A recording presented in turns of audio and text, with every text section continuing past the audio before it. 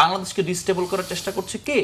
India করছে। আমি হাসিনাকে এখানে রাখবো, তাকে রেখেই আপনাকে আমি হাসিনাকে একপাশে রেখে আপনার সম্পর্ক নির্মাণ করব।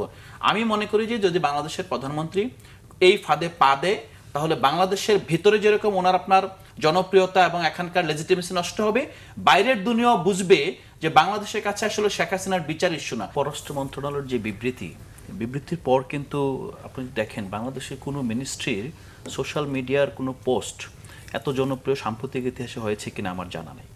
বাংলাদেশের আপামর মানুষ কিন্তু এটাকে অ্যাপ্রিসিয়েট করেছে যে না, ইন্ডিয়াকে আসলে বিশেষ করে শেখ হাসিনার সেখানে যে আপনার সংবাদ সম্মেলন, তারপর এটা তো একটা অধ্যত্ত হয়েছে, কারণ এর আগে বাংলাদেশ বারবার ওয়ার্নিং দিয়েছিল। এটা আপনার দিল্লির পক্ষ থেকে বলা হয়েছে, বাংলাদেশের পক্ষ থেকে বলা হয়েছে এবং প্রেস স্টেটমেন্টে লেখা আছে যে ওয়ার্নিং দেওয়ার পরও আপনার এটাকে কেন থামাতে পারেন নাই।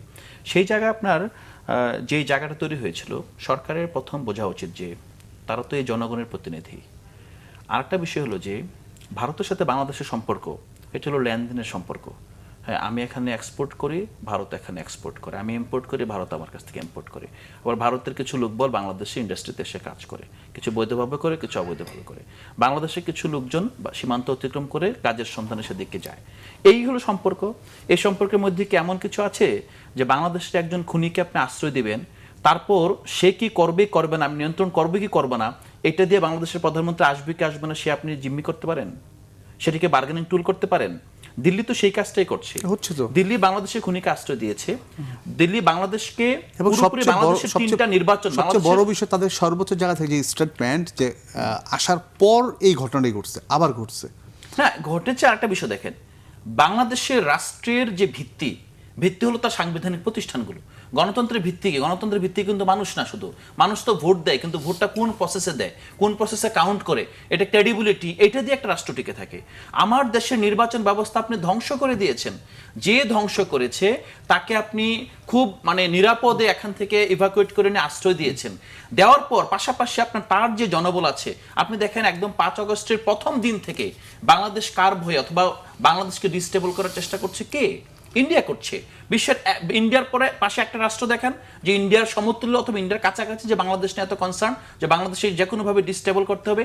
আজকে দেখেন ইন্ডিয়ান যারা আপনার বৈশ্বিক সংস্থা কাজ করছে, বা আপনি দেখেন আন্তর্জাতিক প্রতিষ্ঠানগুলোর বেশিরভাগ আপনার উচ্চ পদে কিন্তু ইন্ডিয়ানরা কাজ করছে। তাদের মাধ্যমে বাংলাদেশ ব্যাপারে বেশিরভাগ রিপোর্ট সবসময় নেতিবাচক করে থাকে। আজকে বাংলাদেশে আইএসের জঙ্গিদের কারখানা হচ্ছে, এই রিপোর্ট আপনার তারা করাচ্ছে। এখানে শুরু থেকে 5 আগস্ট থেকে এই পর্যন্ত একটাই তাদের, যে বাংলাদেশে আপনার রেডিক্যালদের উত্থান ঘটেছে, ডানপন্থীদের উত্থান ঘটেছে এবং বাংলাদেশে জঙ্গিবাদের উত্থান ঘটছে, এইটার এখন নিয়ে আসতেছে। আর পাশাপাশি কি করছে যে আমি হাসিনাকে এখানে রাখবো, তাকে রেখেই আপনাকে আমি হাসিনাকে একপাশে রেখে আপনার সম্পর্ক নির্মাণ করব।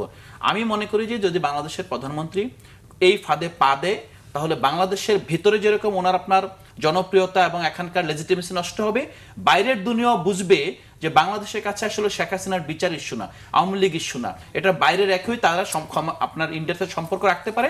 এটার মাধ্যমে ইন্ডিয়া যে বাংলাদেশের প্রতি দীর্ঘদিন অবিচার করে আসছে, বাংলাদেশের ইন্টারনাল অ্যাফেয়ার্সে যে ইন্টারভেন করে যাচ্ছে, এটার একটা বৈধতা উৎপাদন হবে। সেই বৈধতাকে আমাদের মাননীয় প্রধানমন্ত্রী উৎপাদন করতে পারেন। যদি উনি মনে করেন যে পারেন তাহলে তিনি যেতে পারেন, আর যদি মনে করেন যে না, এটা আমি করতে দিব না, তাহলে তিনি আগে যে ইস্যুগুলো দ্বিপাক্ষিক না, শেখ হাসিনা দ্বিপাক্ষিক ইস্যু না, আওয়ামী লীগ দ্বিপাক্ষিক ইস্যু না, ওখানে প্রেস কনফারেন্স কমিটির দ্বিপাক্ষিক ইস্যু না, এই ইস্যুগুলো আগে একপাশে রাখেন, সমাধান করেন। ধন্যবাদ আলাউদ্দিন মোহাম্মদ।